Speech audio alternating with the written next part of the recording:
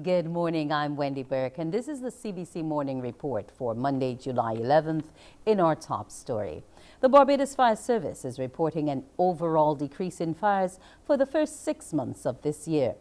Fire Chief Ezra Allen says officials have responded to over 720 fires compared to 826 in 2021.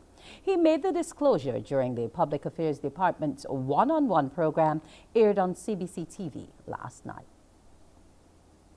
So we have a decrease in about 12.5%. We try to reduce all fire calls by 10% every year. And thus far for this year, we are ahead of that. Those fires include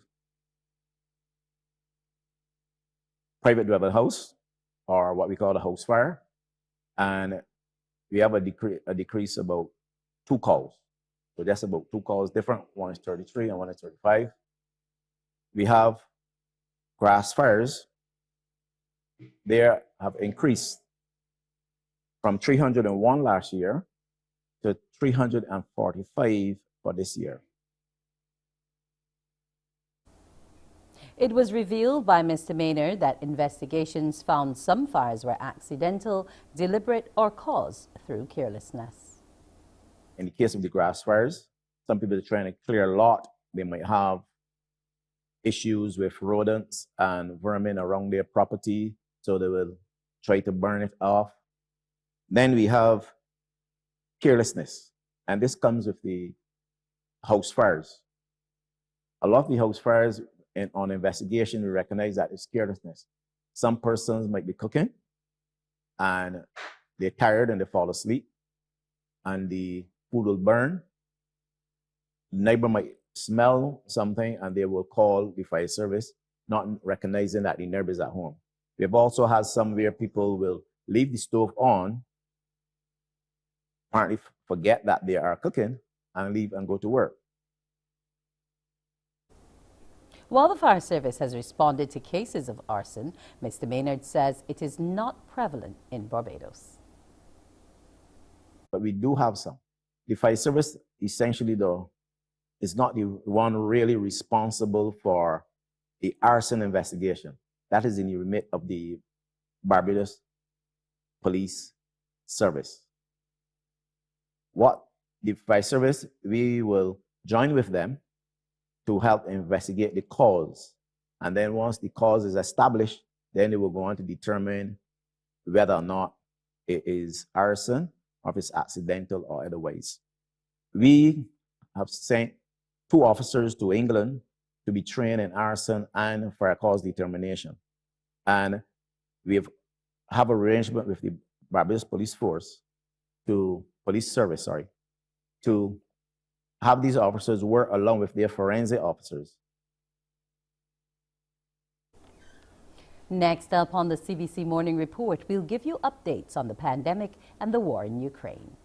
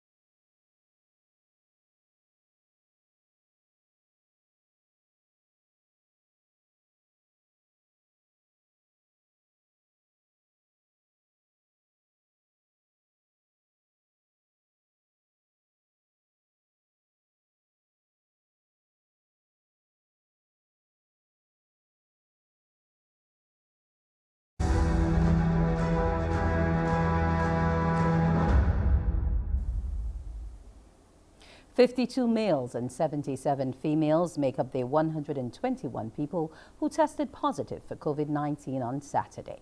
533 tests were conducted by the Barbados Santos Public Health Lab that day.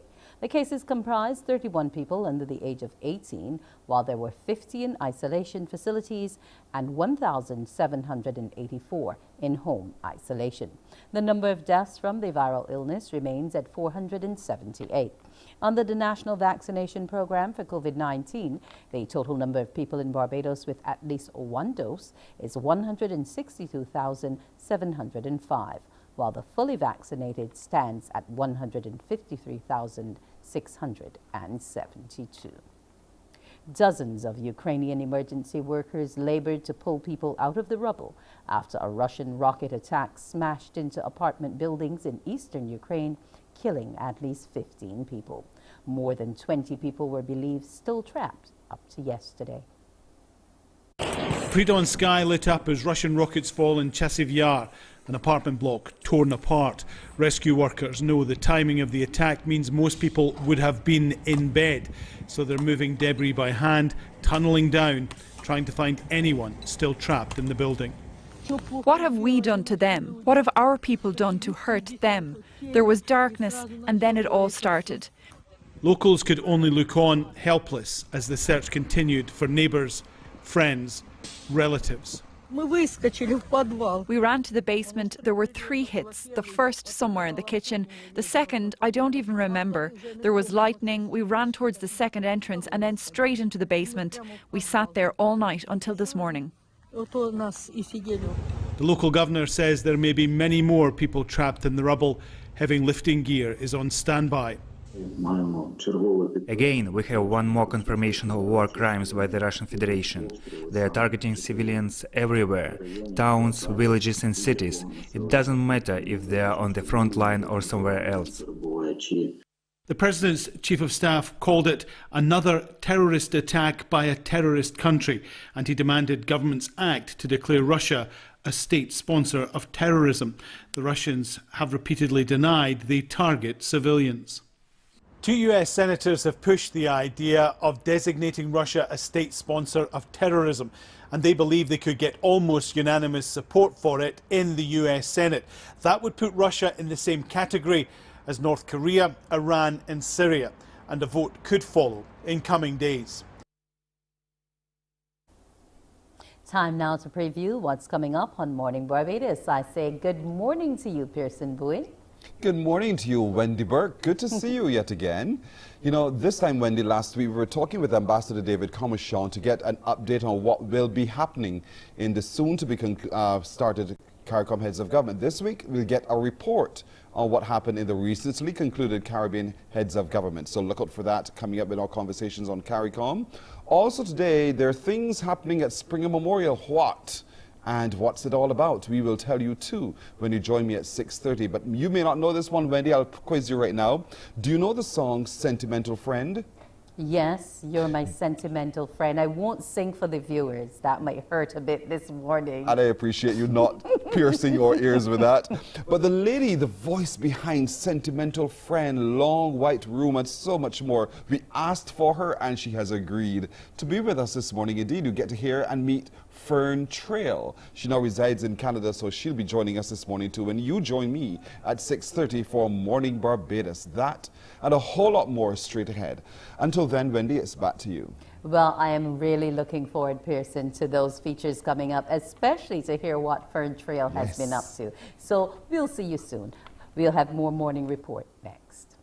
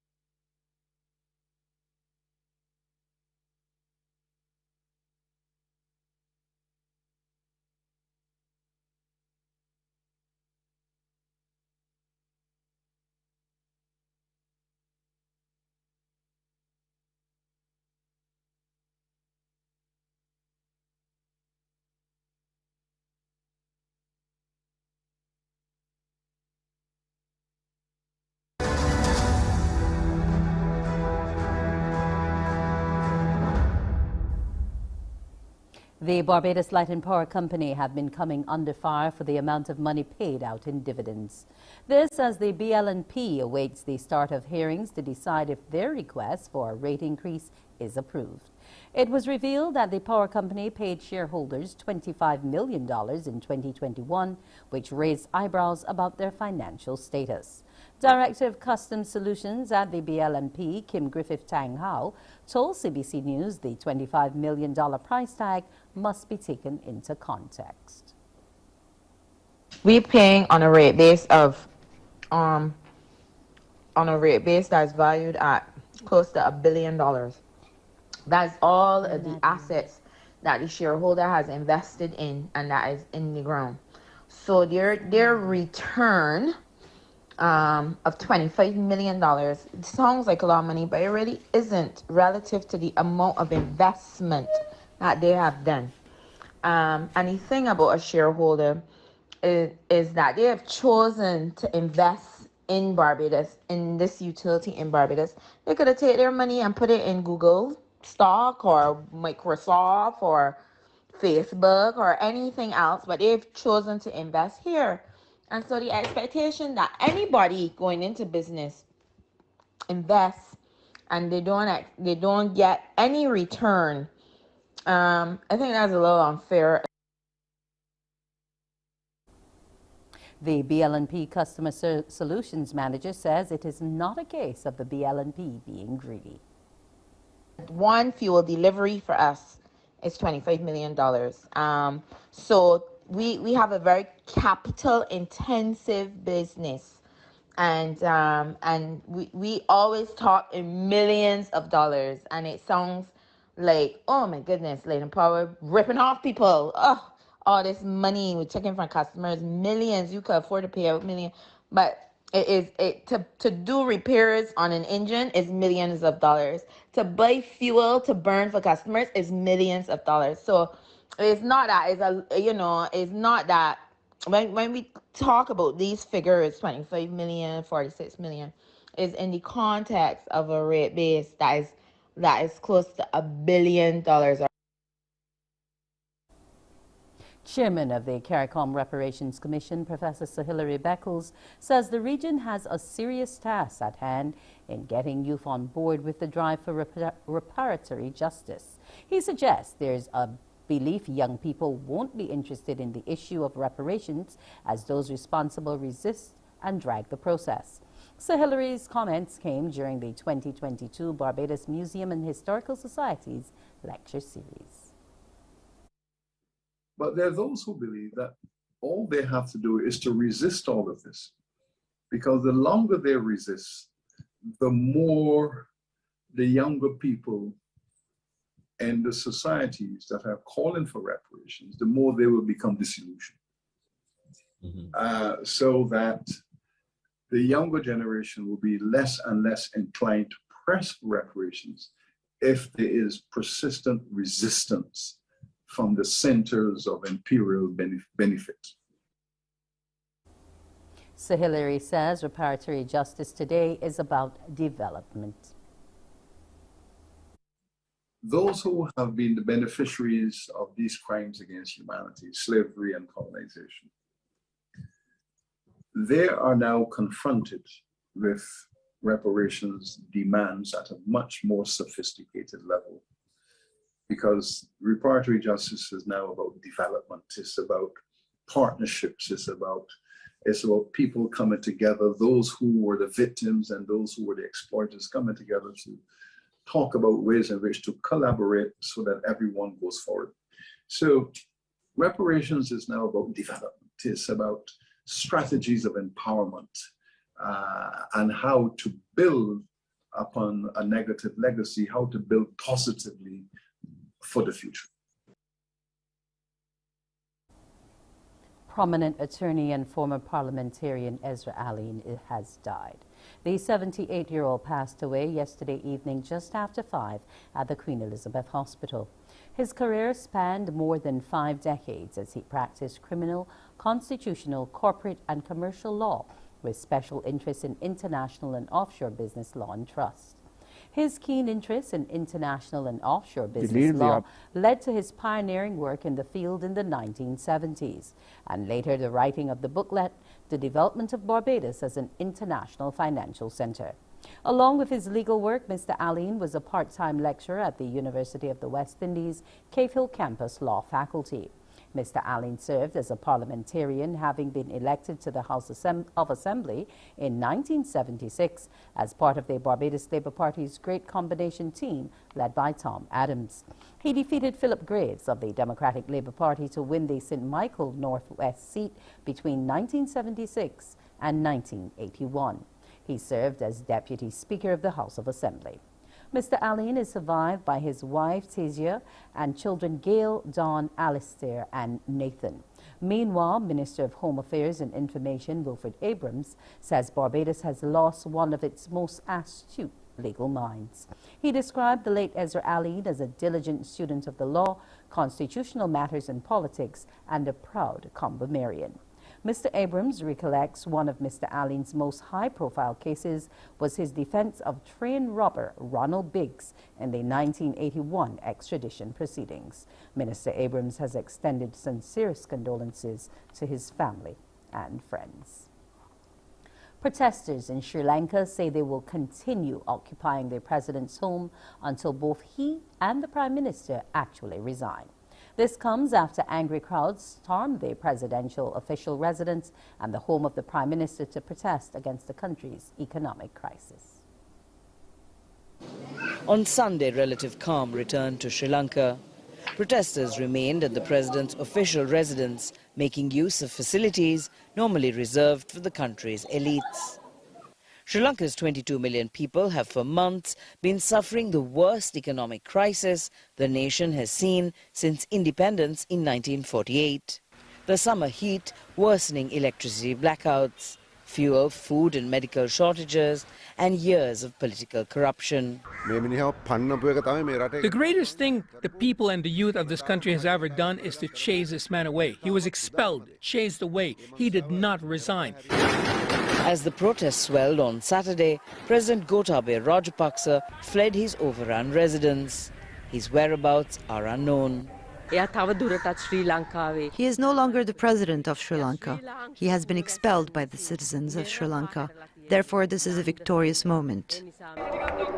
Official resignations from leaders for a nation in rebellion, now little more than formalities. This is going to be an extremely critical time to ensure there's political stability as well as economic stability at a time where there's also a law and order situation erupting. So if violence is not contained, there is concern that this is going to deepen the crisis. So very, very important times ahead for Sri Lanka.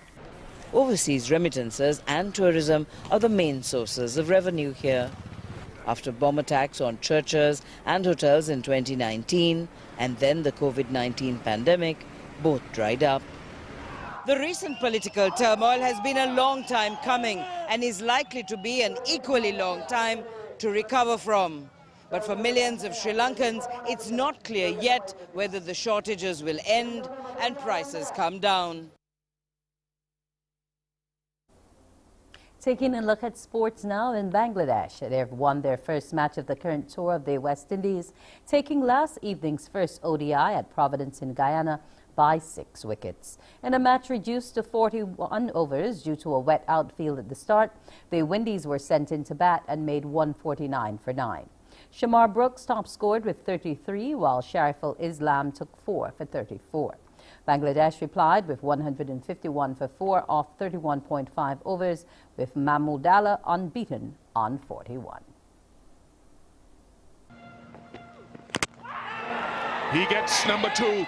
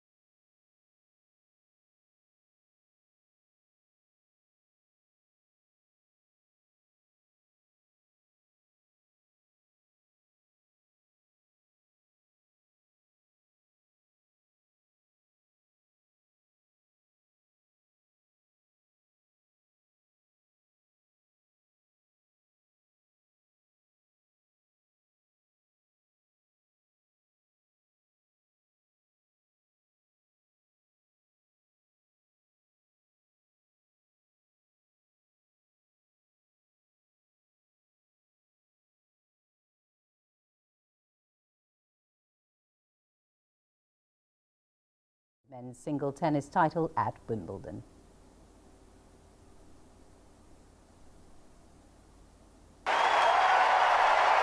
A 21st Grand Slam title for Novak Djokovic and a 7th Wimbledon championship. Nick Kyrgios falling just short in his bid to beat one of the game's all-time greats. Every single time it gets more and more meaningful and special, and so I'm very blessed and very thankful to be standing here with the trophy. For all the success Djokovic has enjoyed in his career, prior to this final, he'd never even won a set against Kyrgios. This was the Australian's first appearance in a Grand Slam final, and he appeared to be enjoying the occasion. Encouraging signs. Kyrgios won the first set 6-4. Kyrgios got the better of this exchange but lost the second set as the pair pushed each other to the limit. In the third set, Kyrgios became increasingly distracted, at one point asking the umpire to eject a member of the crowd. I know exactly which one it is. So tell me. It's the one in the dress with the one that looks like she's had about 700 drinks, bro. Djokovic remained focused and took the set 6-4. Kyrgios did all he could to get back in the match, as the fourth set went into a tiebreak. But when it really mattered, Djokovic just had that little extra as he secured a fourth consecutive Wimbledon championship. I really respect you a lot. I think you are a phenomenal tennis player, an athlete, amazing talent. I mean, you've been hearing all of that for many years. I never thought I'm going to say so many nice things about you, considering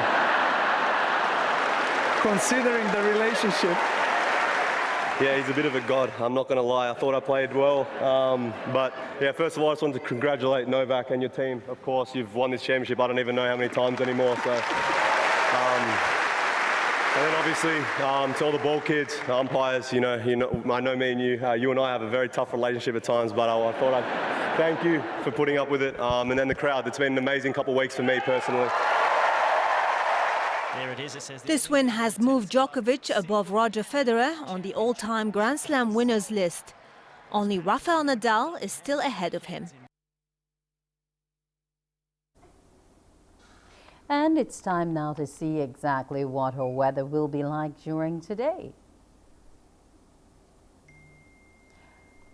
We have 28.2 degrees Celsius, that's the current temperature on the outside, and the humidity stands at 73%. The barometric pressure is some 13.5 millibars, and the winds are from the east at 31 kilometers per hour. Tides will have a low tide at 7:49 this morning and another low tide at 7:27 p.m. High tide is expected to be at 2:28 in the afternoon. If you're looking to head to the beach, the seas are expected to be moderate in open water, with swells ranging from 1.5 to 2.5 meters and decreasing. Small craft operators and sea bathers should exercise caution. The forecast in Barbados today, a mix of sunshine and clouds with a few brief isolated light showers. Tonight is expected to be cloudy with clear periods with a few brief isolated light showers. And here now is a look at the weather picture in our international cities.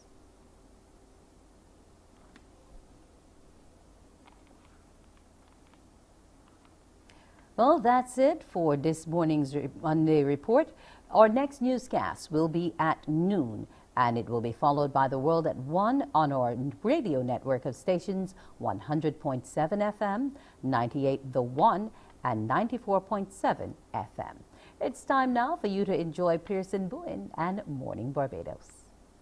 Wake up, wake up, wake up, wake up. Barbados, get up.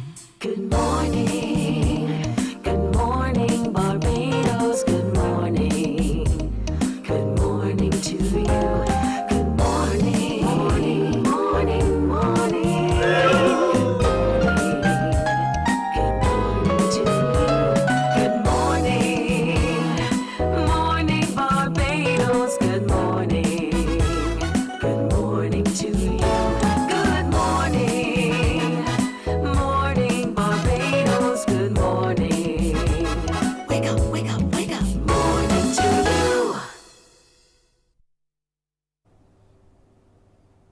here. Good morning, everyone. Welcome to Monday the 11th of July, 2022. I'm Pearson Bowen, welcoming all of you everywhere.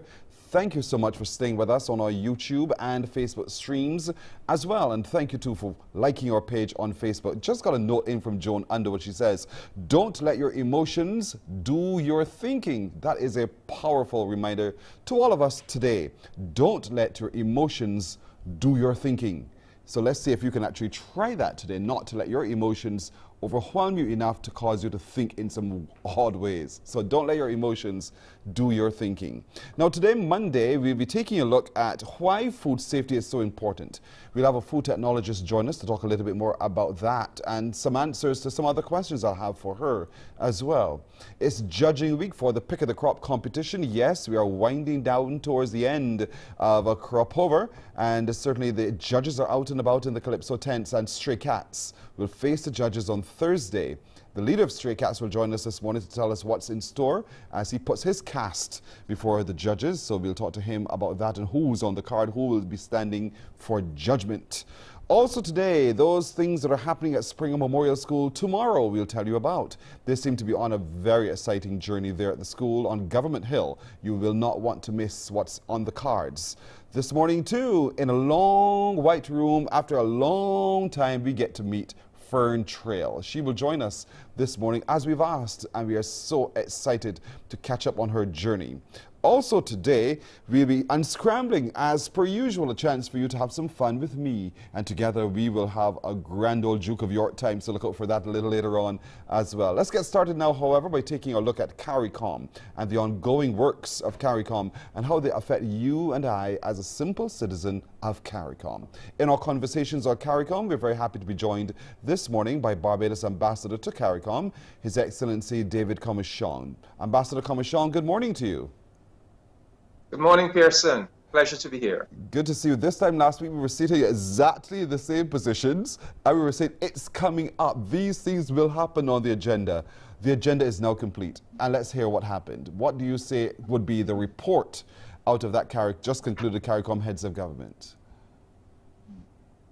Well, I think the overall good news is that the citizens of the Caribbean community can rest assured that they have a very mature regional institution that is looking after their affairs. And more, as this world becomes more complicated, as life becomes more difficult, we appreciate that our individual small countries just can't go it alone, that we in fact do need this unity, this Caribbean unity, to tackle many of the grave challenges that face us.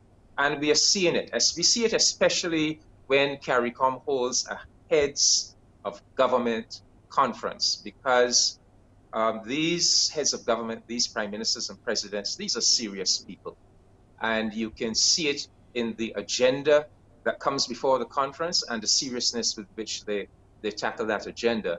So, for example, I'll give you one example, Pearson, because right now the issue of gun violence is very much on the minds of citizens, not only in Barbados, in Jamaica, in Trinidad, all across the Caribbean. And I was reading the Sunday Sun yesterday, and here was this story about a U.S. Congresswoman proposing what seemed to her the bright idea that the police and intelligence agencies in the U.S. should be sharing information with the CARICOM governments about illicit guns and so forth. Well, I mean, the news I would have for her is that she's proposing something that has been happening for years now, right? So quite often we don't hear about the security items on the heads of government agenda. Yes. And that's for good reason, because of security, the discussion of those items is done in caucus. It's very hush-hush. People like me, mere ambassadors, we don't get to sitting on those discussions. That's for the prime ministers and the attorneys general. And they don't say a lot. But I just read the section in the communique dealing with security. and I quote, heads of government welcomed a brief on the security situation in the community from the CARICOM Implementation Agency for Crime and Security. Impacts, that's our regional institution. It's headquartered in Trinidad, but it has sub-agencies in Barbados and another one in Trinidad. They agreed to accept its recommendations and also agreed to convene a meeting of the conference to address crime and violence as a public health issue at the earliest opportunity. They mandated the Council for Security and Law Enforcement to lead the preparations for the meeting, along with the Council for Health and Social Development and relevant public health personnel. Heads of government further agreed to improve sharing of gun crime intelligence with the regional gun crime unit and to strengthen the cooperation in sharing of intelligence among law enforcement personnel of member states, end of quote. So they're usually very cagey in how they report on decisions taken when they discuss security, but we do have the not only impacts, but we have the Joint Regional Communications Center, which is a sub-agency of impacts located here in Barbados, and we have the Regional Intelligence Fusion Center, which is also located in Trinidad and Tobago. So the point is that this is an issue that they are actively working on, but there's a recognition that more needs to be done. There needs to be more internal sharing of information within the Caribbean, but also with the American and the international law enforcement agencies as well. So I just put that out there because we never really talk about security, and we are soon going to have that heads of government conference when they're all going to come together to look at this issue of violence and particularly gun crime. But they're going to do it not just in a law enforcement context. They're also going to look at the wider societal causes for it and treat it as a kind of public health issue as well. So, but you know, the conference was, as I said, we got the sense of a very mature institution dealing with regional production integration, external economic and financial advocacy, dealing with geopolitics, international diplomacy, looking inwards at its own institutional structure, making reforms, engaging with the Secretary General of the UN, and so forth. Well, you know, as you spoke to security, you know, ongoing in St. Kitts, there's the meeting of minds in the Caribbean on that particular level as well. But one of the other things coming out of the recently concluded CARICOM Heads of Government meeting is a whole move towards climate financing, scaling that up. And that is also one of the threats which our small island development states are faced with. So talk to me a little bit about how that will play out do you think, over the next few months indeed? You have zeroed in on perhaps the most important issue, because we faced with the COVID-19 pandemic and the damage done to all of our economies. A priority for CARICOM now is to access sources of financing in the international community.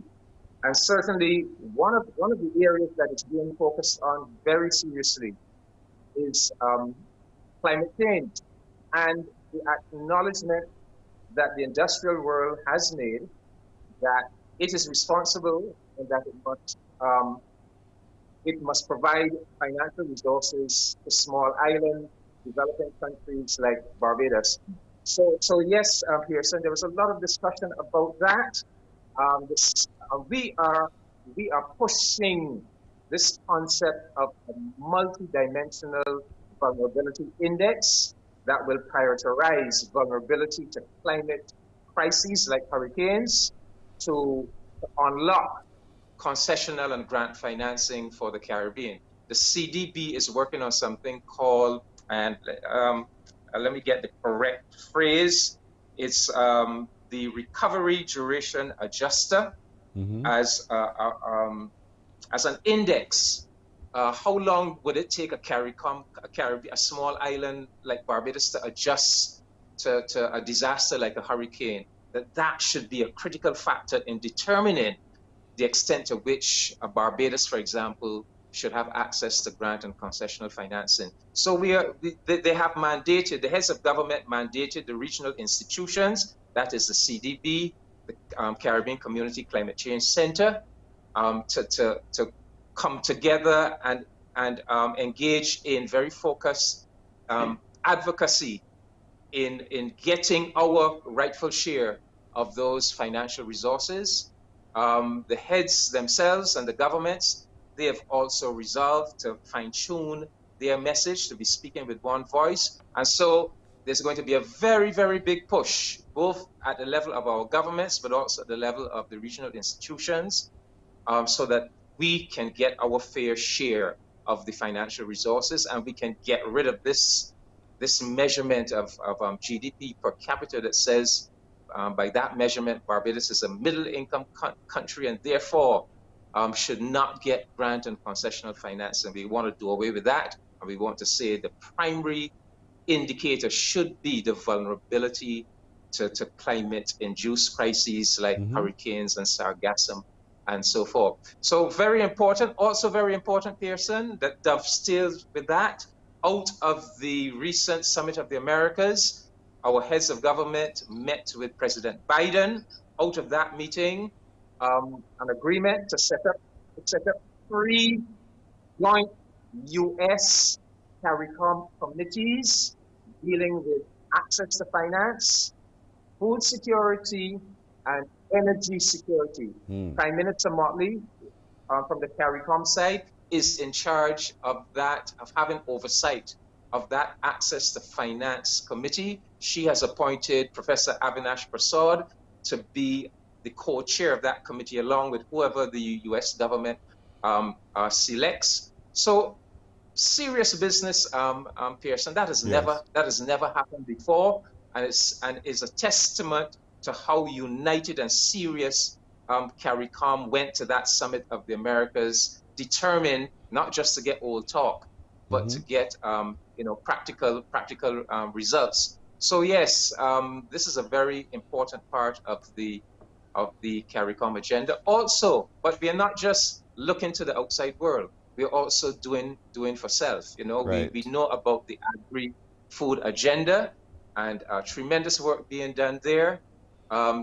Between the Ministerial Task Force on Agricultural Production and the Caribbean Private Sector Organization, they have identified something like 17 investment opportunities in agriculture that we are going to be targeting. All of the member states, the ministries of agriculture, they have been coming to the table.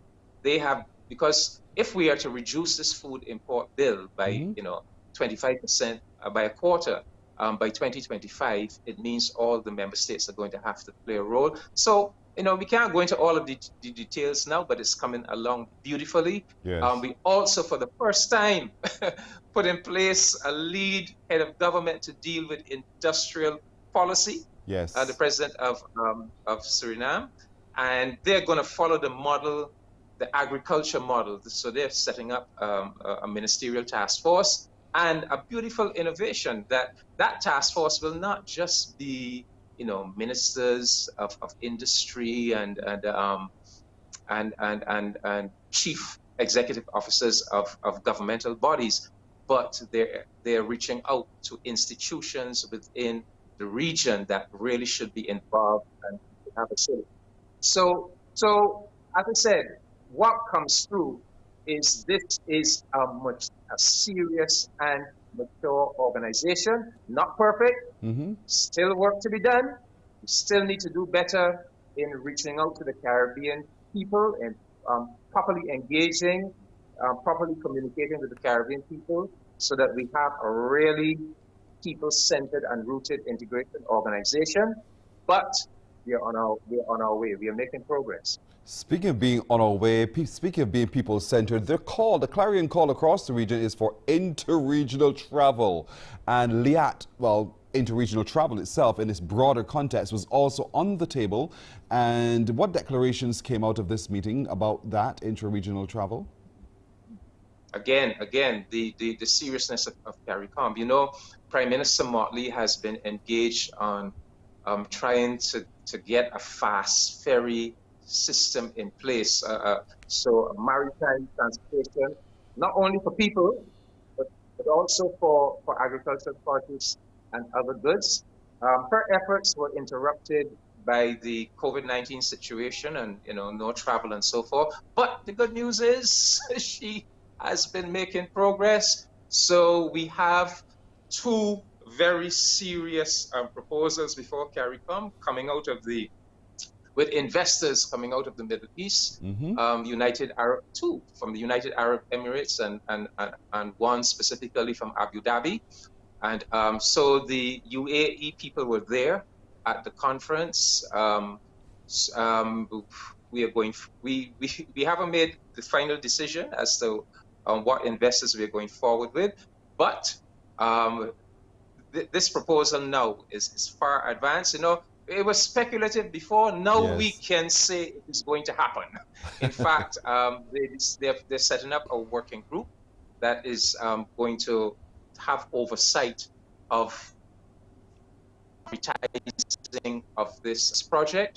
The Caribbean Development Bank has also been tasked with working on a study to identify all of the things that we need to do to make a fast ferry system work well and efficiently within the region.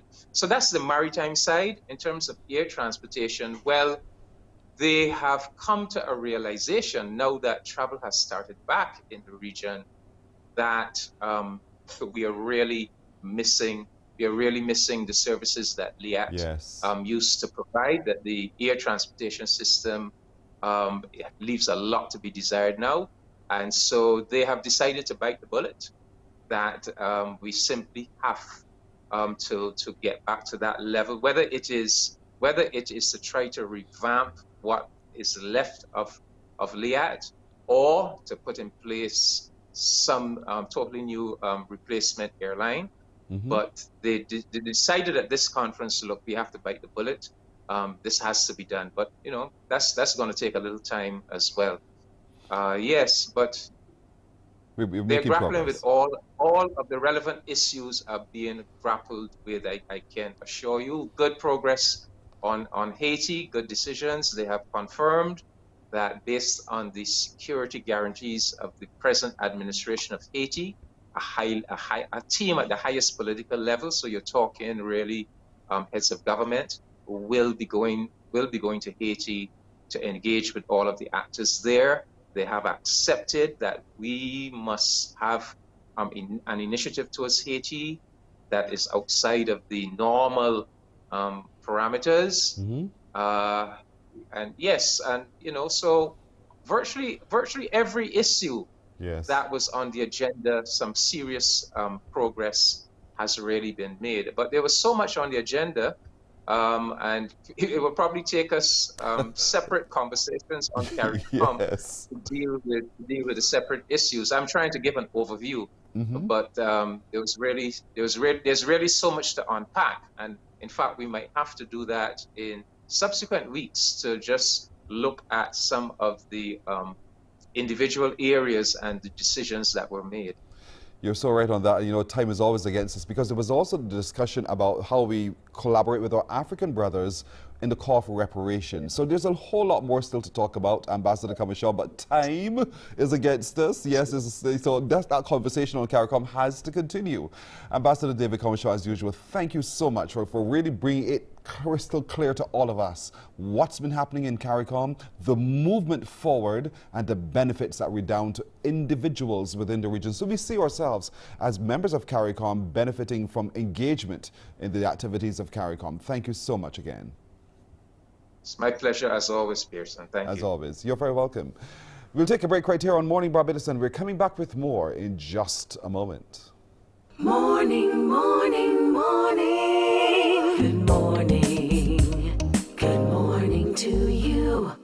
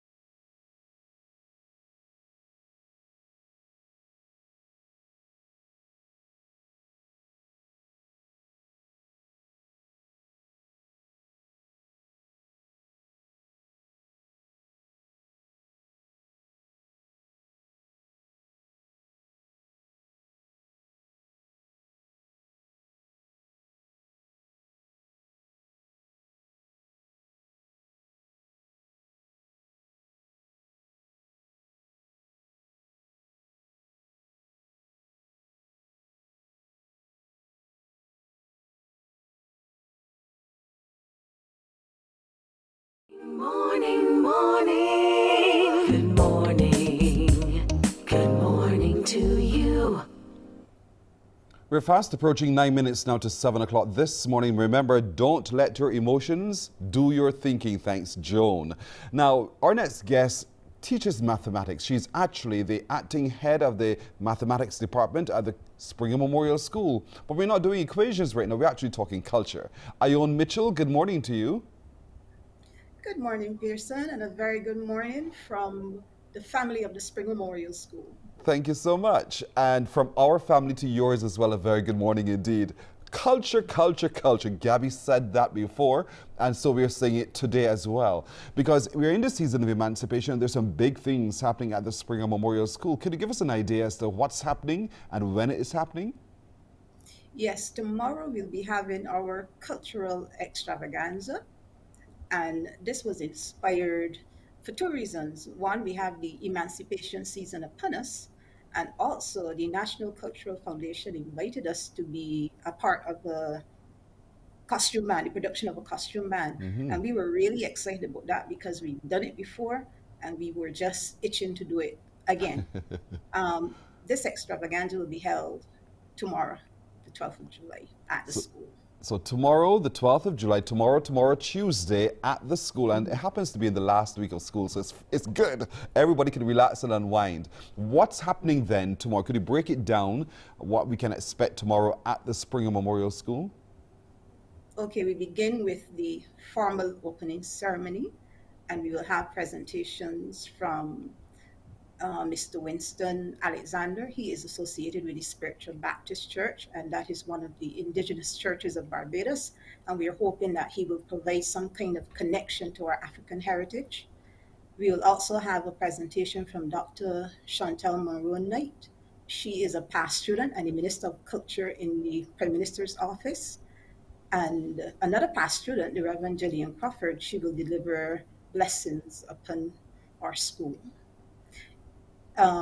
We will also have a presentation from the Royal Barbados Police.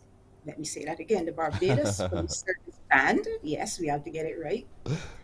And immediately after, we will have the presentation of the band. We have 4 sections in this band, and our theme was selected from a number of themes presented to us by the NCF. We selected tolerance and diversity because we felt it best reflects our experience at Springer and in Barbados indeed.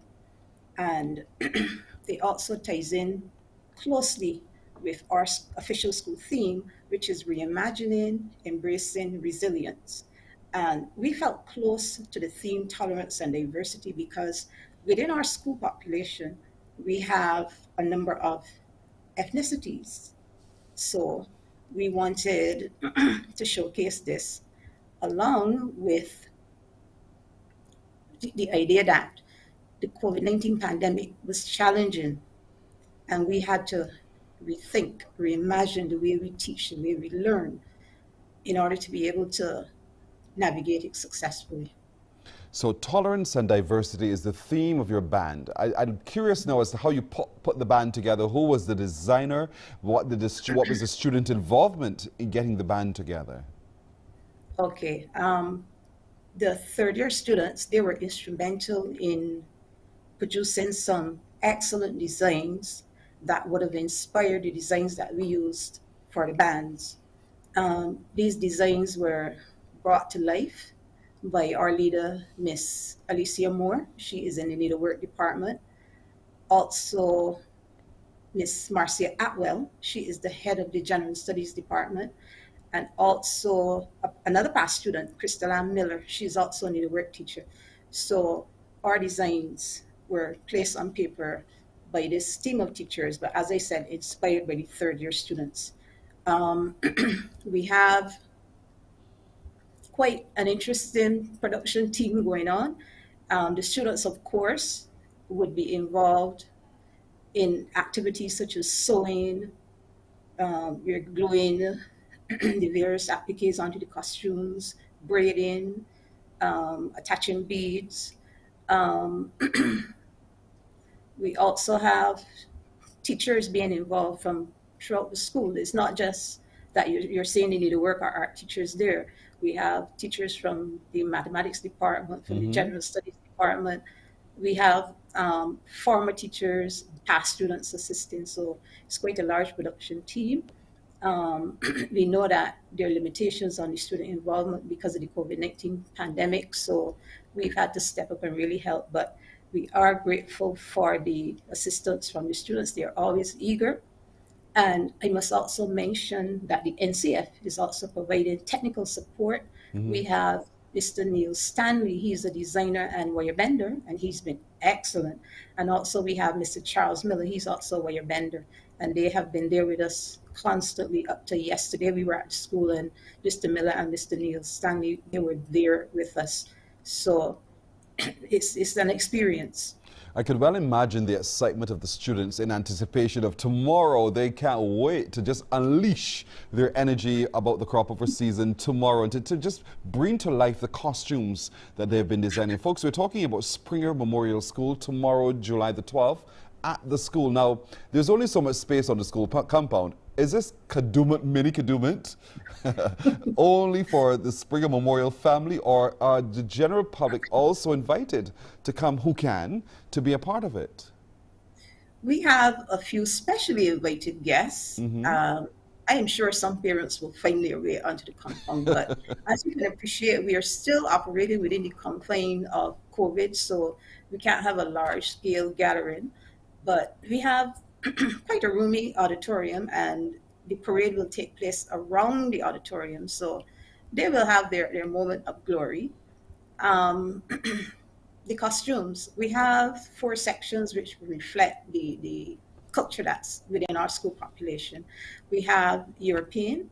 These costumes are blue, and they're reminiscent of the grandeur of ball gowns, the white skirts that are sparkling, and we have fascinator hats, a very nice stiff collar, and they will carry fans. The standards would be blue fans. So that's all very regal, you know, a lovely costume. And then we have also the East Indian culture being represented. These costumes are vibrant yellow, and this yellow represents the yellow that symbolizes the Hindu religion. You will find that the gods Krishna and Vishnu are always clothed in some kind of yellow, and then the yellow also represents knowledge, and it captures the brilliance of the sun. And these costumes are asymmetrically cut, and you will find that there's some flowing fabrics that are reminiscent of the saris. Also, we have Chinese being represented. We actually do have a Chinese student, and these costumes are red, of course, and they're trimmed with gold. And we have a very lovely headpiece, which will remind us of the glory of the empire. And the other costume that we have, which we're all excited about, is our African costume. And these costumes, of course, we have our printed fabrics, and also we have lots of beads, and we did some recycling in our costume, along with the regular card and bits and pieces of cloth. We have some coconut branches, and these are decorating the belt. You will find them on the headpieces, and also you will find them on the Queen of the Band costume. Right. So there's a lot to see. It's quite a spectacle tomorrow, all part of the season of emancipation, and all part of the giving back by the students of the Springer Memorial School as well. Quite a cultural exposition tomorrow. What time do you start? We're going to start at 9 o'clock tomorrow. Okay. When the school bell rings at 9 o'clock tomorrow, that's where we will all be celebrating with the students of the Springer Memorial School tomorrow in their cultural extravaganza that's on to celebrate and to mark the season of emancipation. Some past students, notable they are, will be there as well to lend to the celebrations. And of course, we encourage as many of you parents, if you can, support the children who are there, those parents of children who go to school there, because they really can't accommodate everyone. But we want to commend all of you at the Springer Memorial School for this great work you're doing with the children. Thanks to the NCF for continuing to inspire them to be a part of the culture and to lend from their creativity what we can look like and sound like as you celebrate tolerance and diversity there at the school. Thank you, Ms. Mitchell, as well, for joining us this morning. Very much success with tomorrow's extravaganza. My pleasure, thank you. You're very welcome. Ione Mitchell, who's the acting head of the mathematics department there at the Springer Memorial School. I was going to say the Queen Elizabeth. Springer Memorial School. Tomorrow's activity begins at 9 in the morning. They're having a cultural extravaganza at the school on Government Hill. We'll take a break right here. We're coming back with the news in just a moment. Morning, morning, morning. Good morning. Good morning to you.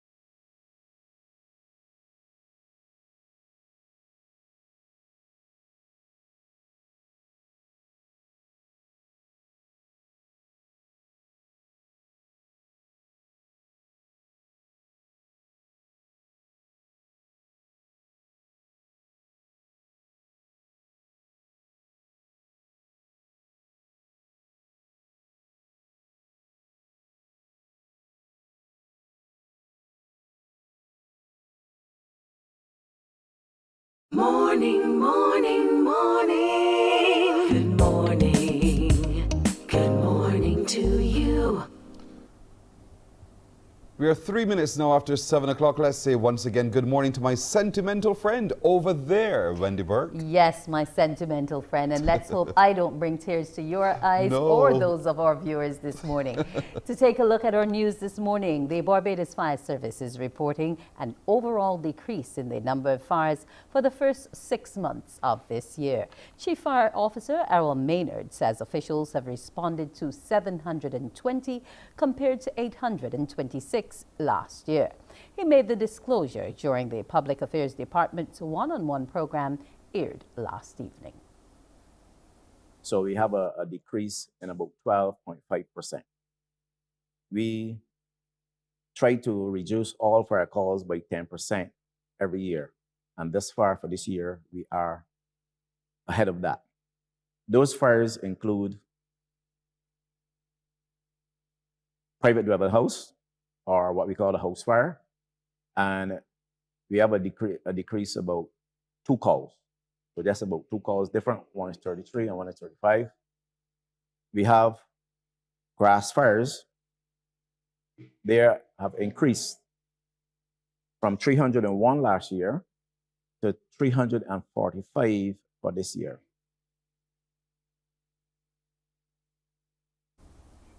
It was revealed by Mr. Maynard that investigations found some fires were accidental, deliberate, or caused through carelessness. In the case of the grass fires, some people are trying to clear a lot. They might have issues with rodents and vermin around their property, so they will try to burn it off. Then we have carelessness, and this comes with the house fires. A lot of the house fires, on investigation, we recognize that it's carelessness. Some persons might be cooking and they're tired and they fall asleep and the food will burn. The neighbor might smell something and they will call the fire service, not recognizing that the neighbor is at home. We've also had some where people will leave the stove on apparently forget that they are cooking and leave and go to work. The Barbados Light and Power Company have been coming under fire for the amount of money paid out in dividends. This as the BLNP awaits the start of the hearing to decide if the request for a rate increase is approved. It was revealed that the power company paid shareholders $25 million in 2021, which raised eyebrows about their financial status. Director of Customer Solutions at the BLNP, Kim Griffith-Tang Hao, told CBC News the $25 million price tag must be taken into context. We're paying on a rate base of that's valued at close to $1 billion. That's all of the assets that the shareholder has invested in and that is in the ground. So their return of $25 million, it sounds like a lot of money, but it really isn't relative to the amount of investment that they have done. And the thing about a shareholder is that they have chosen to invest in Barbados, in this utility in Barbados. They could have taken their money and put it in Google stock or Microsoft or Facebook or anything else, but they've chosen to invest here. And so the expectation that anybody going into business invests and they don't get any return, I think that's a little unfair.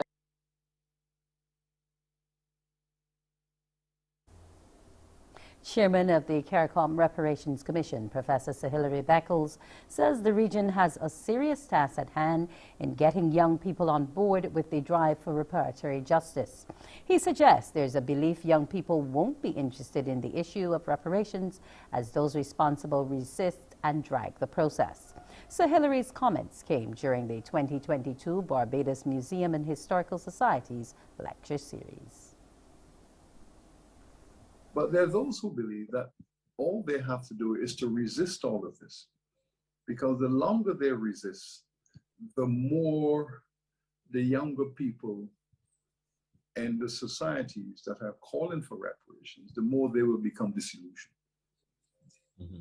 So that the younger generation will be less and less inclined to press for reparations if there is persistent resistance from the centers of imperial benefit. And finally, prominent attorney and former parliamentarian Ezra Allen has died. The 78-year-old passed away yesterday evening just after 5 at the QEH. His career spanned more than 5 decades as he practiced criminal, constitutional, corporate and commercial law with special interest in international and offshore business, law and trust. And sending condolences to the family was Minister of Information Wilfred Abrams. He said that he was one of Barbados's most astute legal minds. He described the late Ezra Allen as a diligent student of the law, constitutional matters and politics, and a proud Combomerian. Mr. Abrams recollects one of Mr. Allen's most high-profile cases was that of the 1981 extradition proceedings against robber Ronald Biggs. Minister Abrams has extended his sincerest condolences to his family and friends. He leaves to mourn his wife, Tizia, children Gail, Dawn, Alistair, and Nathan.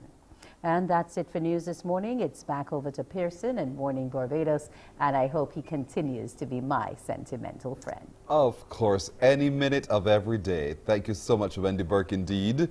She's in a long white room with me, but we'll keep you company right through the morning. Thank you so much, everybody, for joining with us. Now, let's take a break. When we come back, I'll give you a chance to really wake up your brain to unscramble some letters. Stay with us. We're back in a minute. Morning, morning, morning. Good morning. Good morning to you.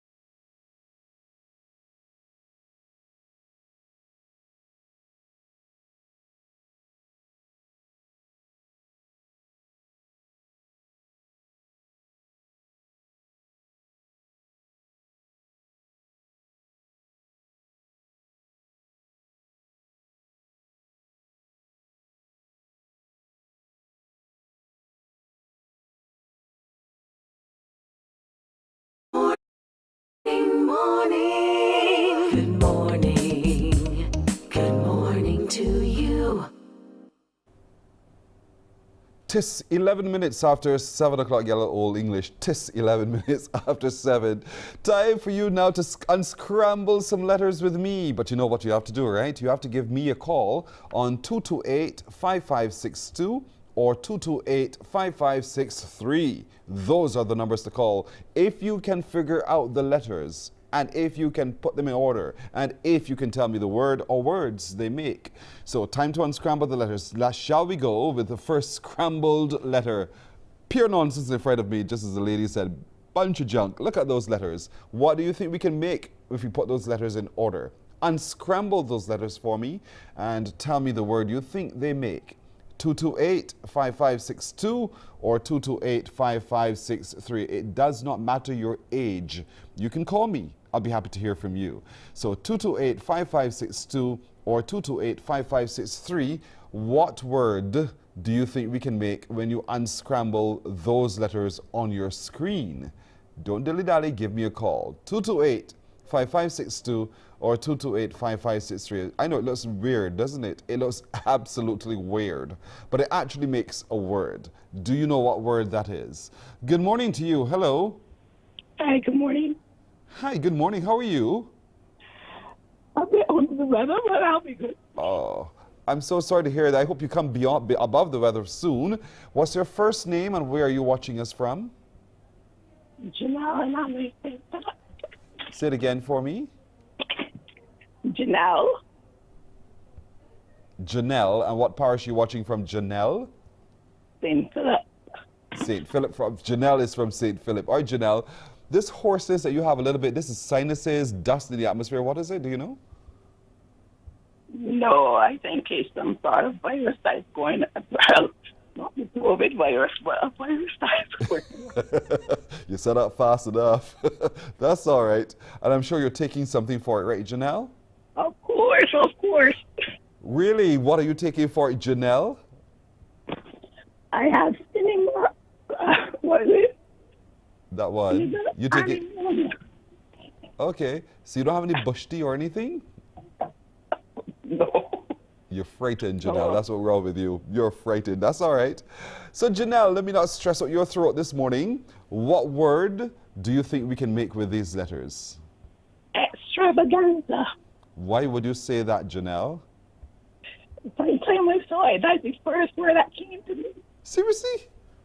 So then when I unscramble it, move around everything in its position, that's the word I thought. Your eyes working if nothing else, Janelle. You're spot on. You're absolutely right. Thank you so much, Janelle from St. Philip. Thank you. You're welcome. You do too. I hope you recover your voice very quickly. Janelle. Janelle is from St. Philip. She's right. The word is indeed extravaganza. I know it looks like a bunch of junk on your screen. Shall we give them another one? Yes, we shall indeed. Take a look at that. Look, look, look, look.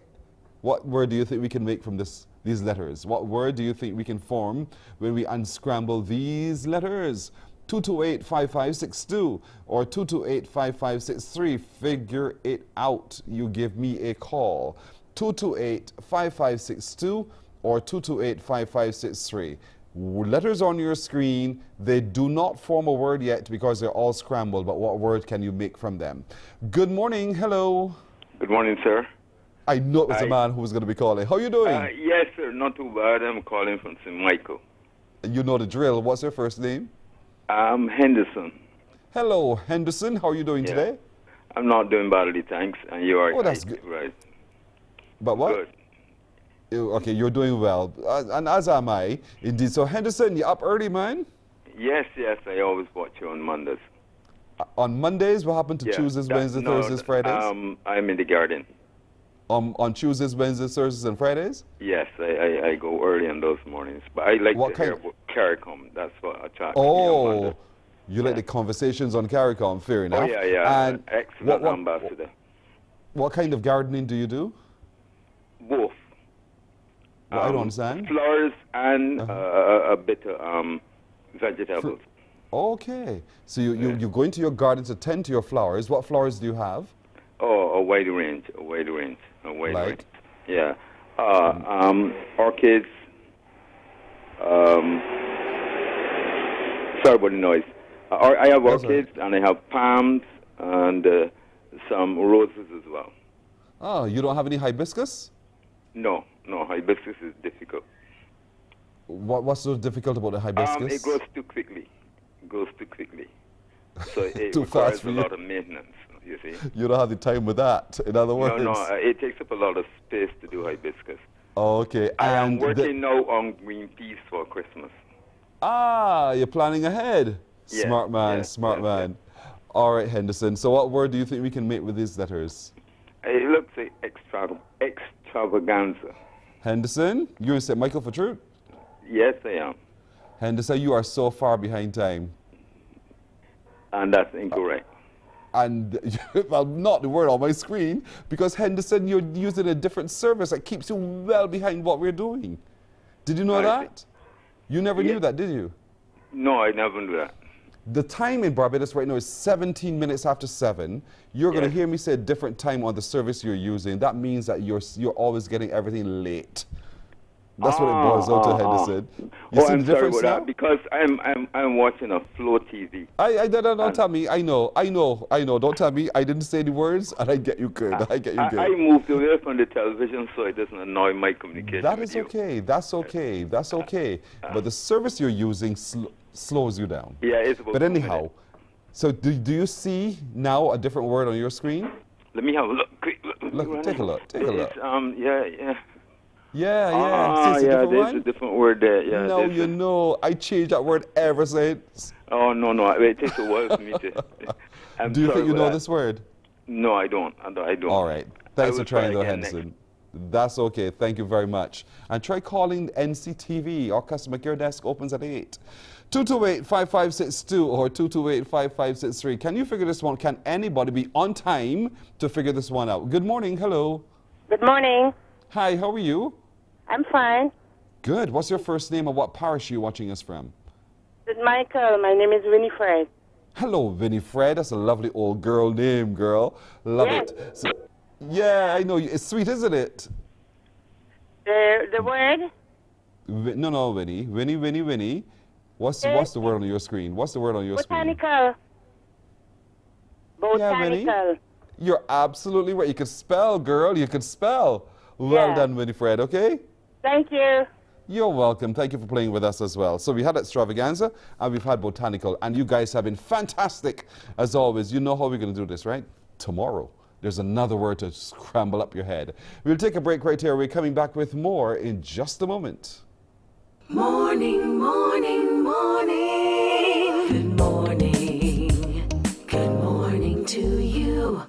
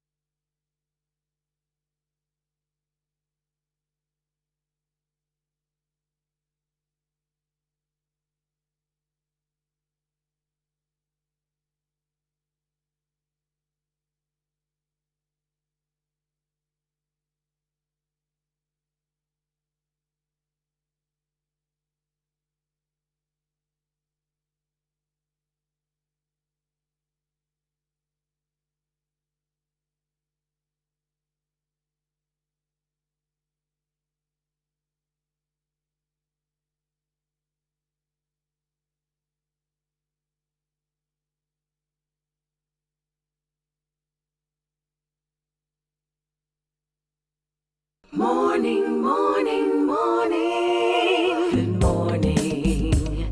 Good morning to you. It's now 20 minutes after 7 o'clock. We're meeting now with a food technologist. I know you asked the question, what's that? Carolyn Pilgrim is that. Carolyn, good morning to you.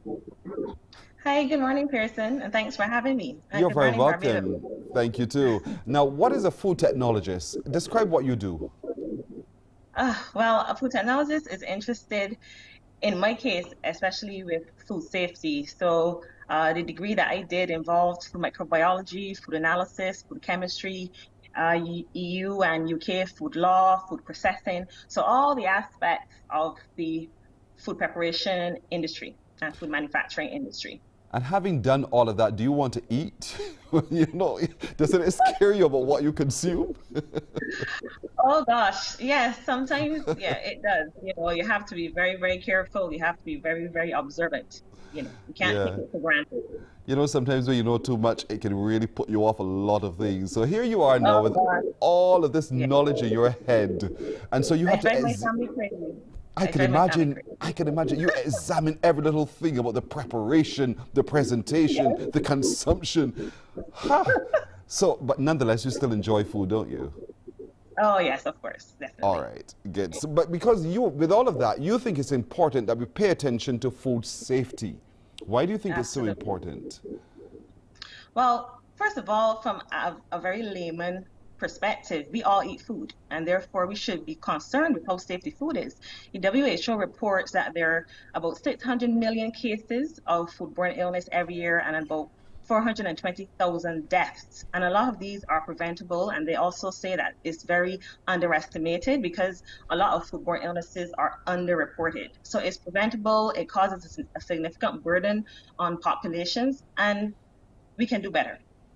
Somebody's going to say that you're going to die anyway, so you can as well just eat to your heart's content. What do you say to that individual? Well, that's true, but I would prefer not to die from a foodborne illness, especially if it was one that was preventable. When you say it's preventable, what exactly are we doing wrong that we could be doing better at? Well, in terms of, I wouldn't say doing wrong, especially for the public. Well, they're doing it wrong, but in a lot of instances, it's because they don't know. So that's what my page seeks to let people know. It seeks to raise awareness on information that the average, John public, they don't know. So they're doing it wrong. They're not washing their hands. They're cross-contaminating in their kitchens. They're not holding foods at the right temperatures. They're leaving them at room temperature for too long. Those kinds of things. So they're doing it wrong, but it's for a lack of knowledge. You say you do a page. What's this page that you're talking about? Yes, my page is called Spark Food Safety 246 on Instagram. Spark Food Safety 246. She's on Instagram, so you must be on Instagram to see. And this is is it a live show? Is it a blog? What is it? Well, I do food safety videos speaking about different topics, and I also post international recalls, because we import a lot of food, and some of the food could end up on our shores, and so I think it's important to share that information, and also to give my followers an idea of what is really happening out there in the food safety industry. And also, most of us have family members in those affected countries, and they may not know what's going on either, and you could share it with them to protect them over there. Someone would say it seems as if you're only catering to those who are into processed or imported foods, but is that also for those who grow from the ground? Of course, yes. Anybody that is involved in any kind of food production, agri-production, they can follow my page and they can get information. My target audience primarily is for the average consumer, but a lot of my content is also applicable to people in food business or in agribusiness. What's been the response so far to your page, Spark Food Safety 246? Well, I started the page in 2018, and I would say in the last year or so, it's kind of really started to gain momentum. And I think it's because I started doing a lot more videos. People receive information better, it seems, via video as opposed to reading things. Yes. So I started doing more videos, and from doing the videos, it really started to pick up. And that's encouraging because it shows that people are interested in food safety, interested in the safety of the food that's going into their mouth. And I'm really encouraged by that. So no doubt they're telling you stories. They're telling you about experiences as well. So what are some of the stories and experiences you're hearing? Well, one experience I heard just recently, there was a lady, she went to buy I hope she doesn't mind me sharing her story, but she went to an eatery and she purchased, I think it was a bake. And when she went away and she went to eat her bake, she found this long fiber in the bake. Yes, so it's like from the flour bag. So if you buy like a regular small flour bag from the supermarket, not like those, but the huge commercial size flour bags will have some very thick, long fibers. Yes. And that fiber ended up in her bake. And that would be considered a physical hazard because it's a choking hazard, you know, for a Yes. small child or even for an adult who's unlucky enough.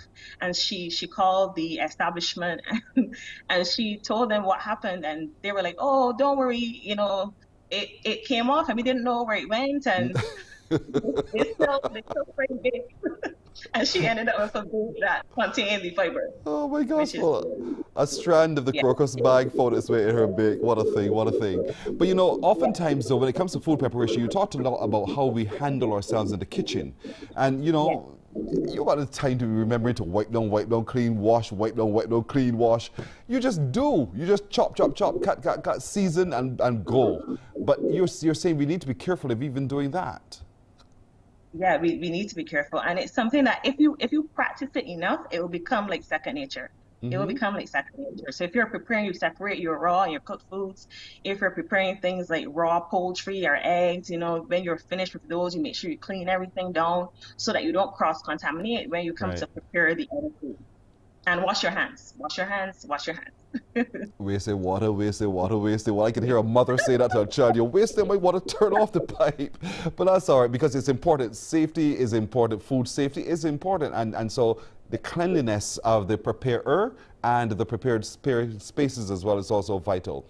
But when we talk about clean surfaces as well, I mean, I suppose it also deals with how we wash up afterwards, because often if you don't take the time to wash up properly, we can also cross-contaminate. Of course you can. Absolutely. And that's what I say all the time. You clean everything. Like if I'm doing raw chicken and I'm going to be doing salad, oftentimes I will do the salad first. Clean everything down, and then I will prepare my raw chicken. If I'm preparing raw chicken, when I'm finished and I put that in the oven, I clean everything. I mean, I clean every single thing down. You can do it with, you know, hot soapy water, or you can use some bleach and really make sure that you clean everything down, because sometimes there's splashes and so on that may contaminate a utensil that you turn around and then you use to, you know, prepare salad, or on your plate that you turn around and serve food on. So it's really, really important to be very careful in the kitchen. For me, one of those implements in the kitchen that we tend not to pay as much attention to is the knife. You cut everything with it, from chicken to vegetables to everything. You just rinse it and go again. Is a rinse enough? Well, I will say that I have a very specific knife for raw. You serious? Poultry. Yes. There's one knife I use when I'm preparing meat. I don't use that for vegetables or anything. Yeah, but I know I may be a bit on the paranoid side. Maybe I know a bit too much. But I mean, you can interchange, but just make sure that you wash them very, very well in hot soapy water and rinse them very, very well, and you'll be okay. So there's a lot that we really need to start paying very close attention to, because if we don't, we run the risk of becoming very sick from a lot of the things that we think is commonplace, we think is all right because we saw our ancestors doing it till time immemorial, and we thought it was all right. But there are lots of other determinants now have been introduced, and we need to be a lot more careful in food preparation. And particularly for those who are in larger establishments who have to serve people, it's even more important that you pay critical attention to what you do and how safe it is. And so your Instagram page, Spark Food Safety 246, is a place where anyone can come and learn from your experience and your expertise. Yes, as I said, you can. It's really catered primarily to consumers, but food business operators can still get a lot of very, very interesting information from my page. I feel comfortable talking to you. I think that we should all go onto this page on Instagram, Spark Food Safety 246, and we can learn from Carolyn Pilgrim. She is a food technologist, and she tells us there's a lot we're doing not right, but there's a lot that we're all doing right as well. And so she can encourage you while at the same time educating you about food safety. And preparation is a critical part of food safety. Cleaning up afterwards is a critical part of food safety. Just how we maintain our surfaces is also a very critical part of food safety. It's a lot to learn. Spark Food Safety 246 on Instagram is the page where you go to meet with her, Carolyn Pilgrim. She's the food technologist, and we can learn a whole lot more. Carolyn, thank you. Now you got me thinking hard about what I have to go home and do and do differently going forward. I know, my goodness, I have to get a knife for everything, but thanks for everything as well. Thank you. Thank you too.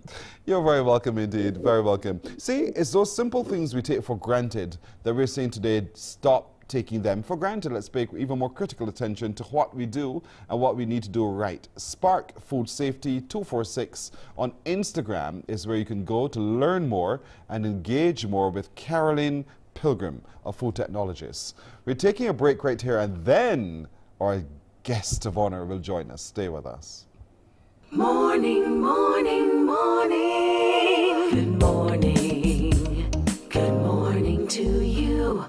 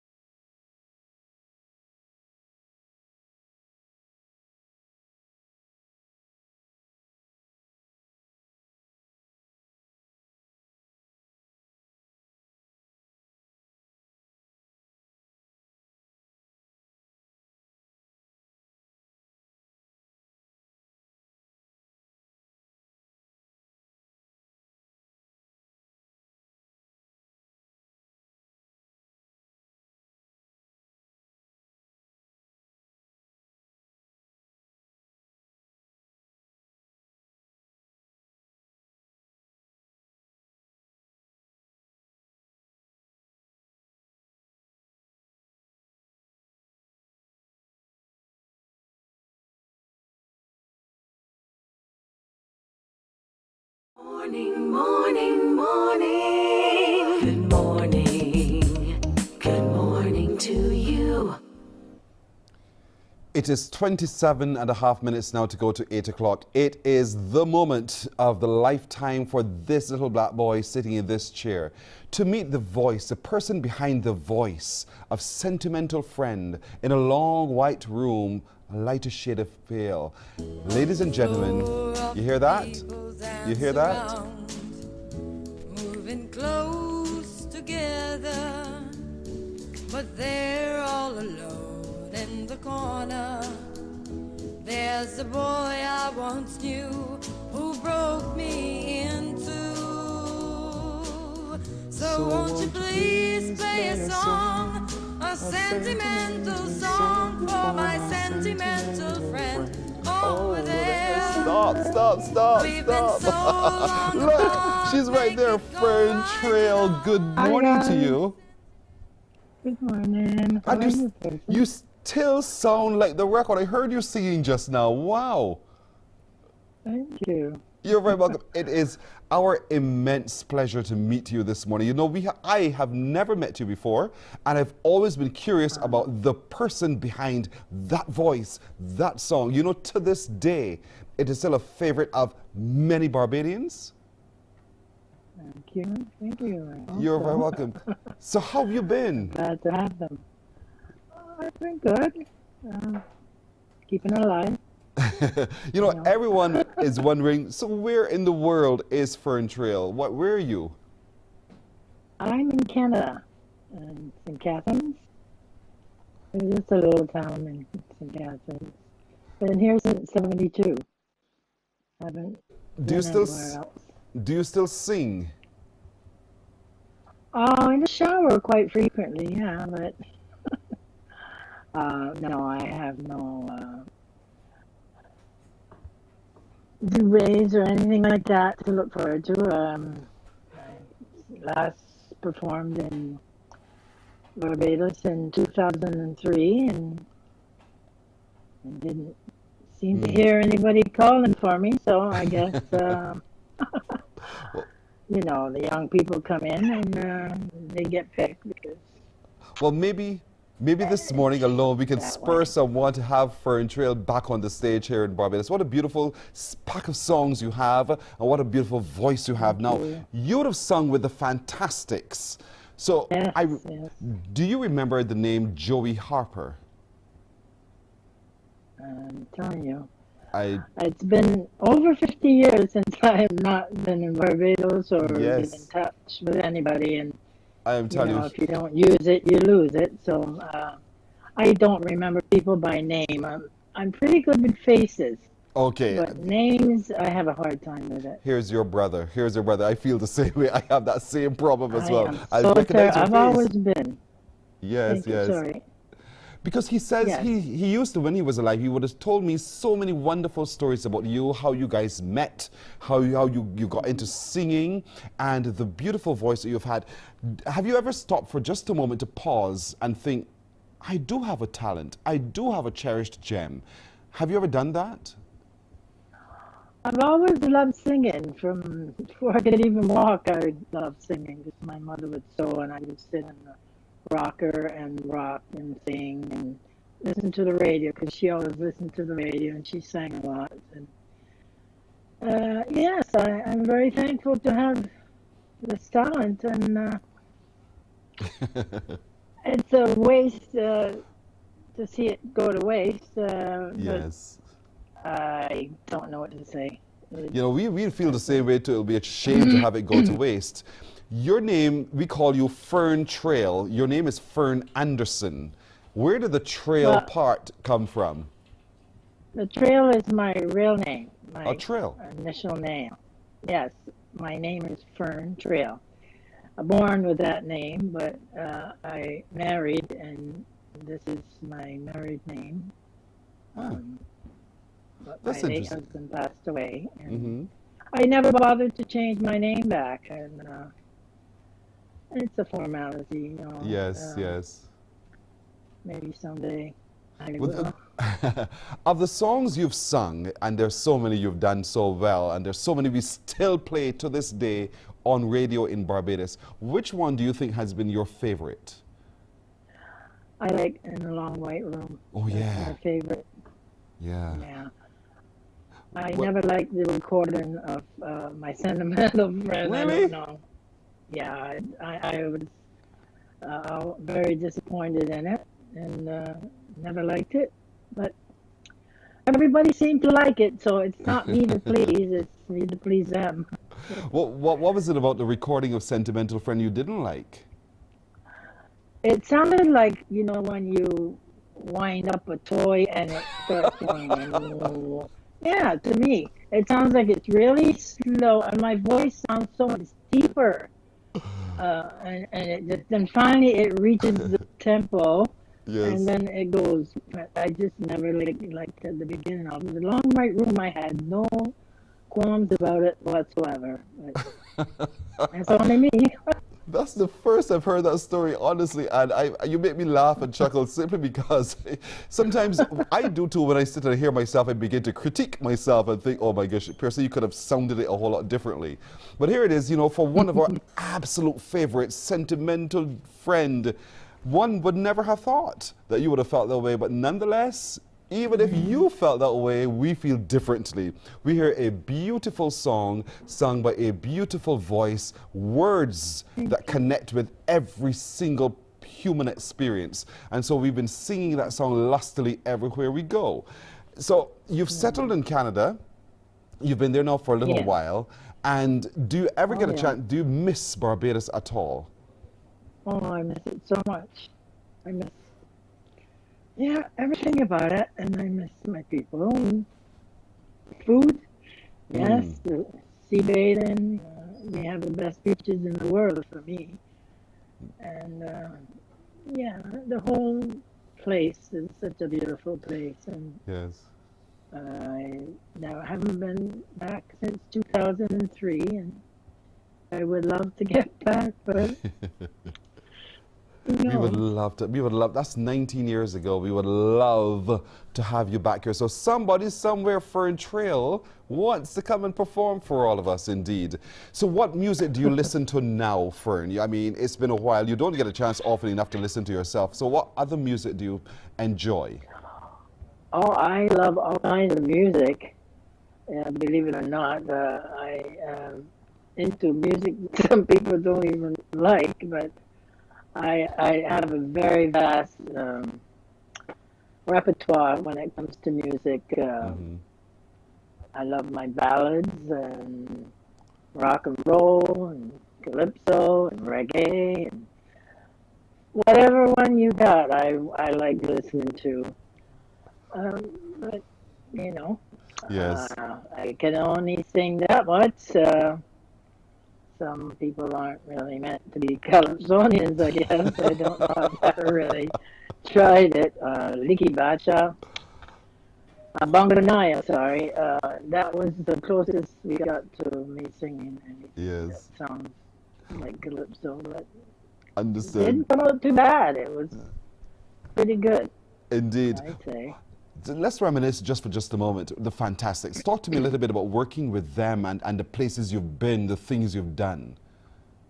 Oh, we went all over the place. We did a lot. First of all, when we first recorded, did our recording, we had to go to Trinidad because Barbados, back in that day, we're talking like 1965, 66. We didn't have anything close to being in a recording studio.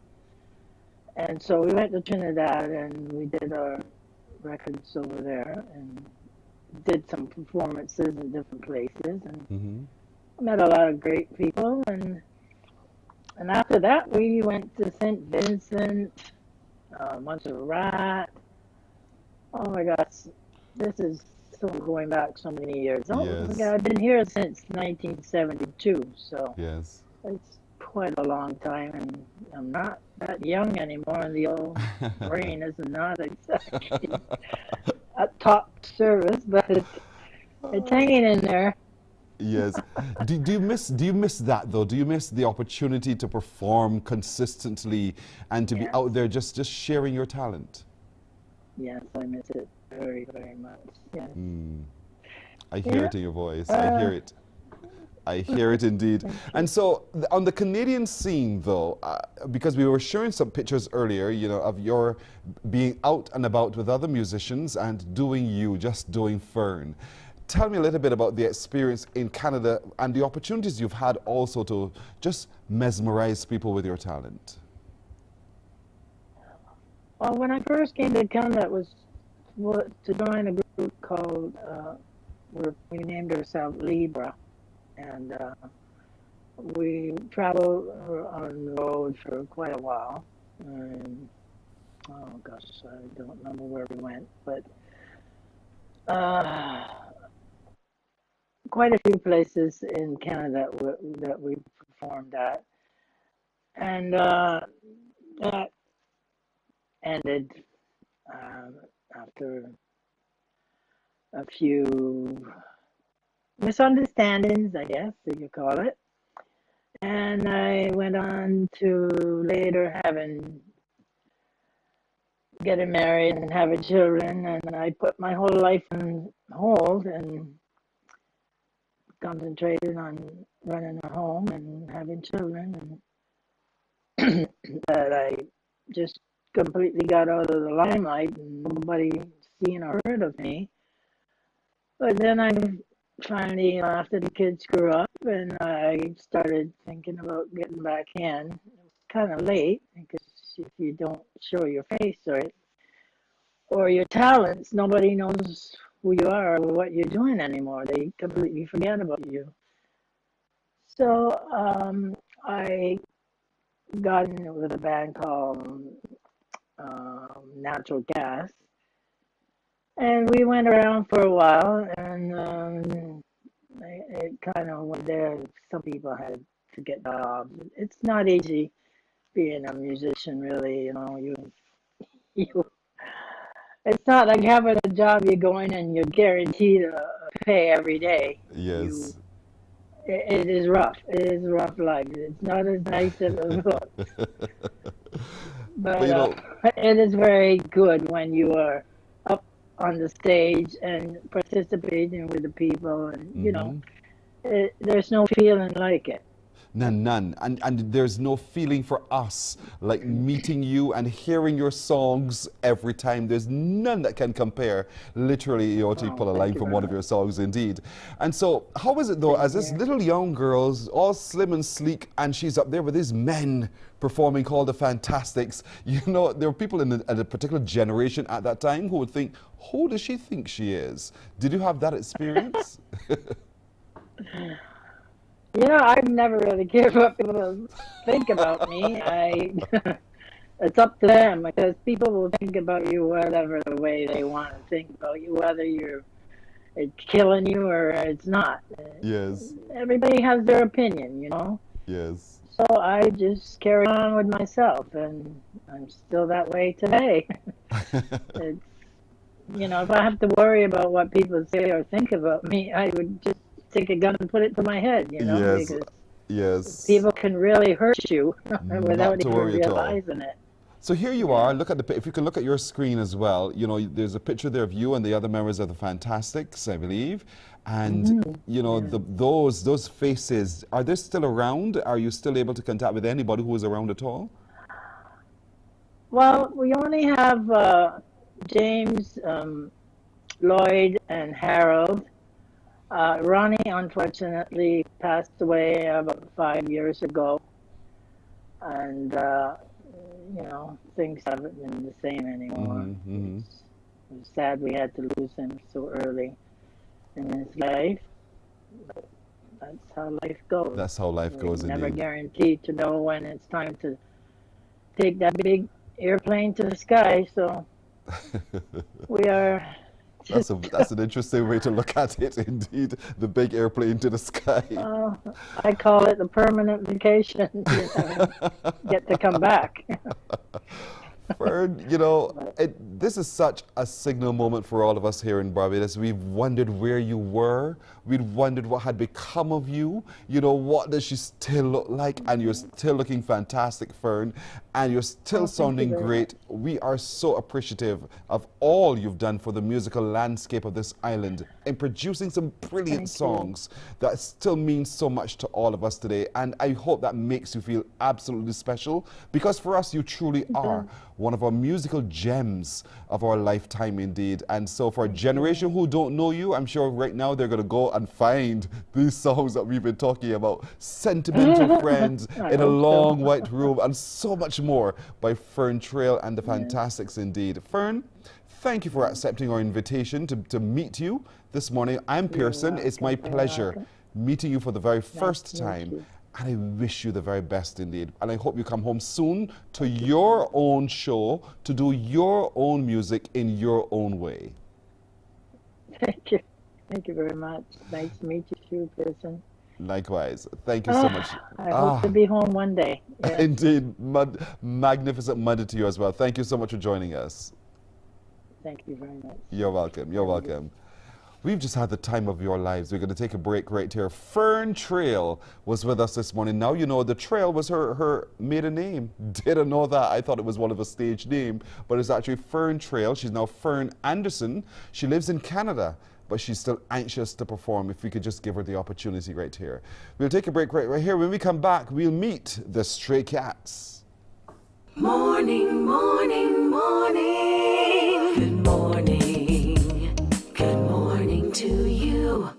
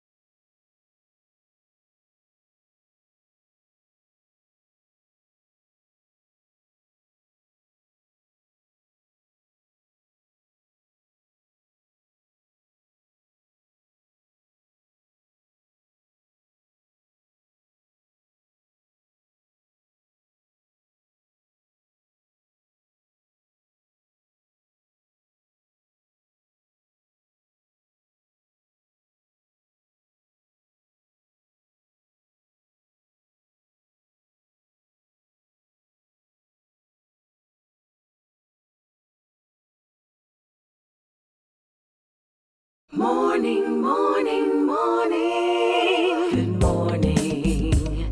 Good morning to you.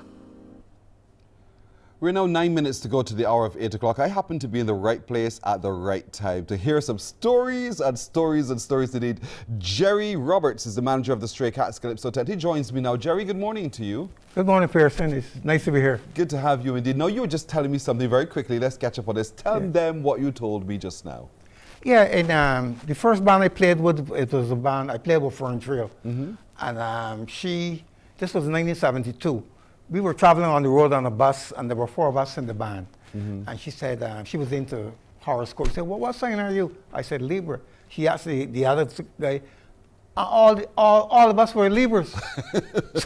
so that's how the band got its name Libra, right? This was in 1972, right? Wow. See, I happen to be in the right space at the right time, and Jerry too. I thank you for that story. Now I know I shall not forget.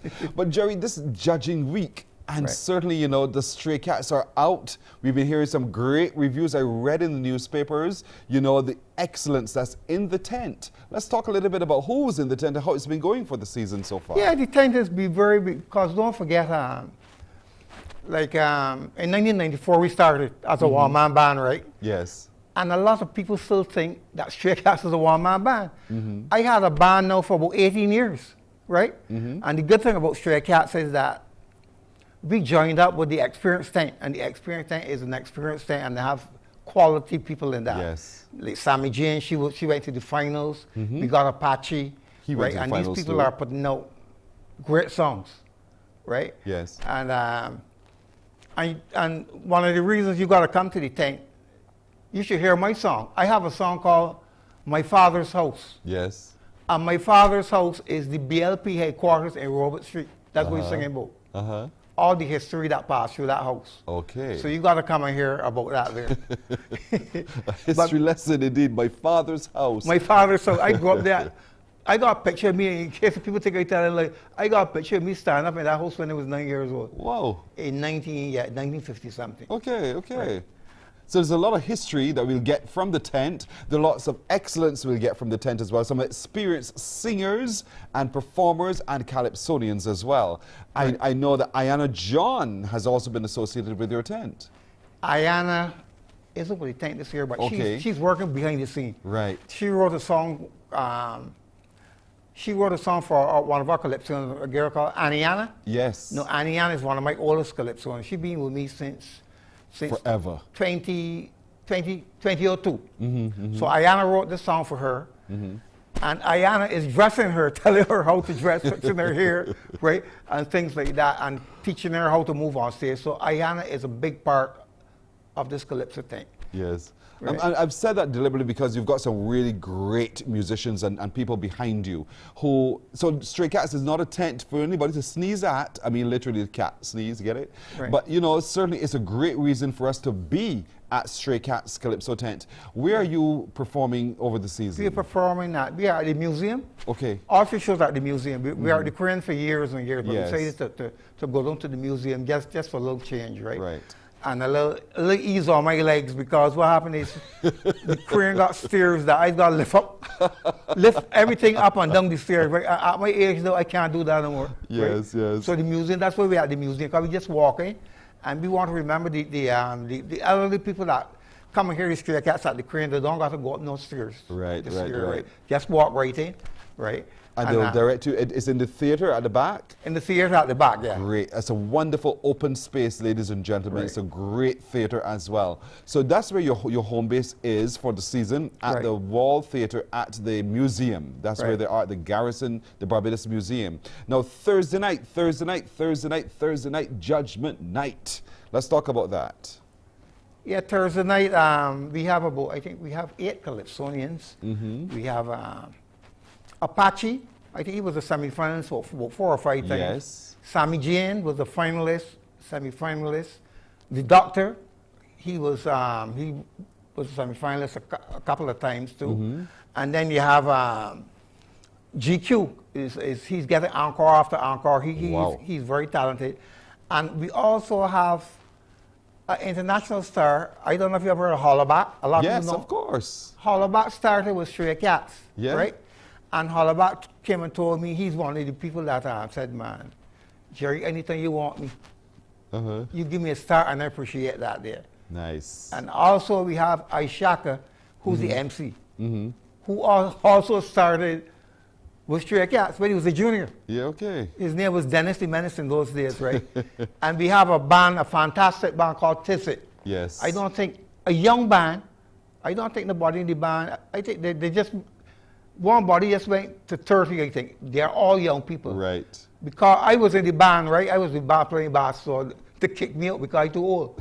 But I know the reason why they kicked me out, because the music in Stray Cats is so good. Yes. That I have to get musicians that can read, because I can't read a note. Okay. And right, to give the Calypsonians that everything yes, they have. Yes. So come out the Stray Cats is no longer a one-man band. Yes. We had a band now for about close to 18 years.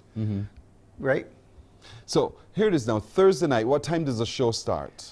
The show starts at 8 o'clock. 8 o'clock. 8 o'clock. We're going to the Wall Theatre at the Barbados Museum on Thursday night for 8 o'clock. It's judging night. There's a cast of excellent performers who are facing the judges. Okay. And we're looking, everybody gets to sing one song, because you're going to the final with one song. Right. And certainly a lot of that music you will hear on our radio stations here at the CBC. But Thursday night, 8 o'clock, do we pay at the door, Jerry, or do we have to get a ticket in advance? You pay at the door, and you also get a ticket. You can get a ticket at Cutters in St. Philip opposite Crane Beach. You can get a ticket at also at Crane Beach.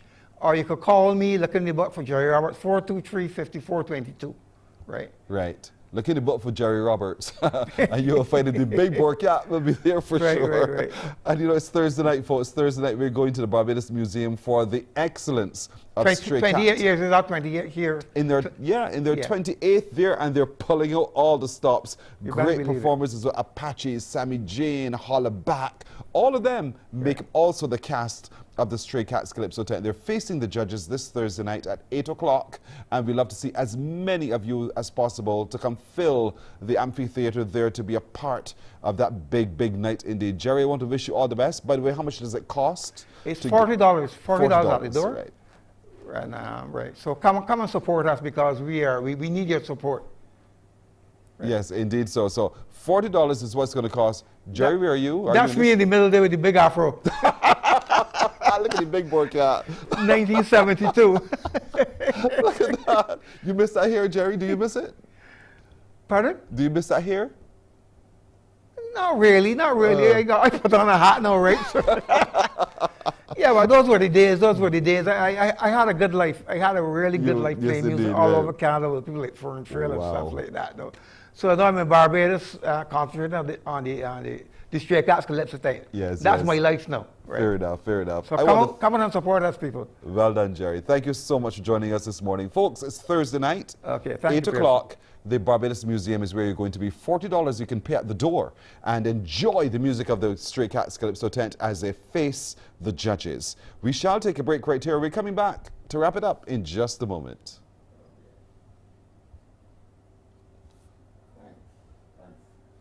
By the time we go ahead and wrap, Pearson. Don't forget, today I reminded you, as Joan Underwood reminds us, don't let your emotions do your thinking. Here's hoping you can pick sense from that. For my crew today, there's been Nadia Foster, my producer, Anderson Nurse, our technical director, Christopher Blenman has been at sound, Rural Ford has also been our production assistant, Tamisha Green is at master control, and Pearson Boyne. For all of them, wishing you a lovely day today. We look forward to seeing you again tomorrow. Until then, bye-bye. Wake up, wake up, wake up, wake up. Barbados, get up. Good morning.